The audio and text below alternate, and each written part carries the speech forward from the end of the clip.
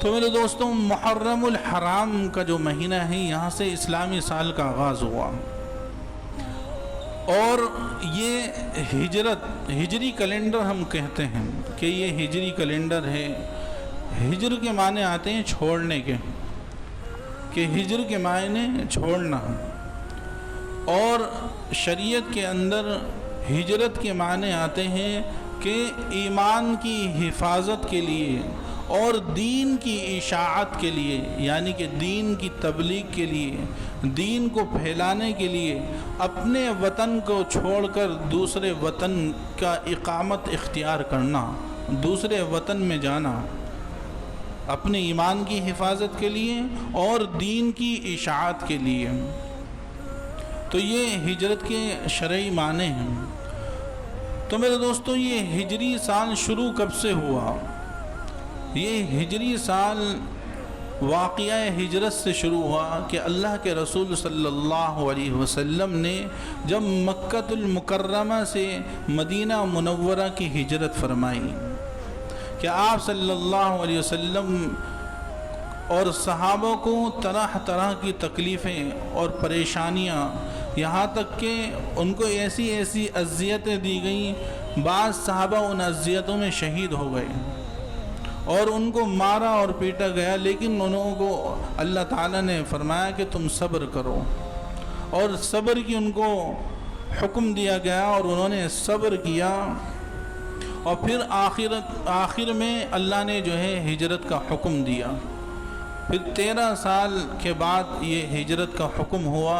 اور صحابہ نے مدینہ منورہ کی، اس سے پہلے حبشہ کی ہجرت کی، پھر مدینہ منورہ کی ہجرت کی۔ آپ صلی اللہ علیہ وسلم نے ہجرت فرمائی، حضرت ابوبکر صدیق رضی اللہ تعالیٰ عنہ آپ صلی اللہ علیہ وسلم کے ساتھ تھے، آپ نے ہجرت فرمائی۔ تو مکہ مکرمہ آزمائش کی جگہ تھی، اور مدینہ منورہ کے اندر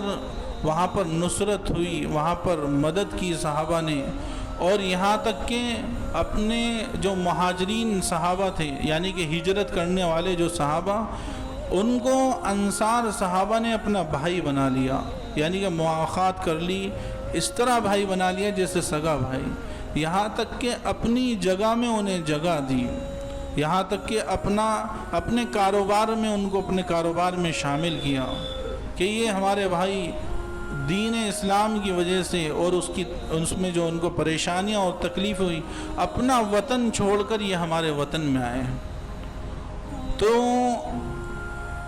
یہ واقعہ ہجرت، تو اس واقعے سے ہجرت کے سال کا آغاز ہوتا ہے۔ حضرت عمر رضی اللہ تعالیٰ عنہ کے دور خلافت میں ایک خط آیا، علامہ شبلی نعمانی رحمۃ اللہ علیہ نے الفاروق کے اندر لکھا ہے کہ ایک خط آیا اور اس پر شعبان کا مہینہ لکھا ہوا تھا۔ یہ 21 ہجری کی بات ہے۔ تو حضرت عمر رضی اللہ تعالیٰ عنہ نے فرمایا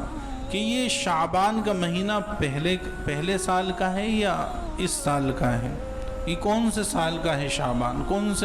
کون سے سال کا مہینہ ہے؟ تو صحابہ میں اس کا اختلاف ہو گیا، بھئی یہ شعبان کا مہینہ اس خط میں لکھا ہے، لیکن یہ معلوم نہیں کہ کون سا سال ہے شعبان میں، یہ شعبان کس سال کا ہے۔ تو پھر حضرت عمر رضی اللہ تعالیٰ عنہ نے ایک مجلس شورا، ایک مجلس صحابہ کی جمع کی، اور اس میں اس بات کو رکھا کہ سال کا آغاز ہجرت کا کہاں سے کیا جائے۔ تو صحابہ کی مختلف رائے آئی، کسی نے کہا کہ نبوت کو ہجرت کا پہلا سال قرار دیا جائے، کسی نے کہا کہ ولادت کو ہجرت کا پہلا سال قرار دیا جائے، کسی نے کہا کہ آپ صلی اللہ علیہ وسلم کی وفات کو ہجرت اس کا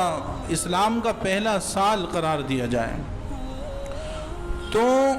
یہ مختلف رائے، اور ایک رائے حضرت علی رضی اللہ تعالیٰ عنہ کی کہ آپ رضی اللہ تعالیٰ عنہ نے فرمایا کہ اسلامی سال کا آغاز آپ صلی اللہ علیہ وسلم کی ہجرت سے کیا جائے، کیونکہ ہجرت کے بعد ہی بلندی ملی ہے، ہجرت کے بعد ہی شان و شوکت ملی ہے، ہجرت کے بعد ہی عزت کے مقام ملے ہیں،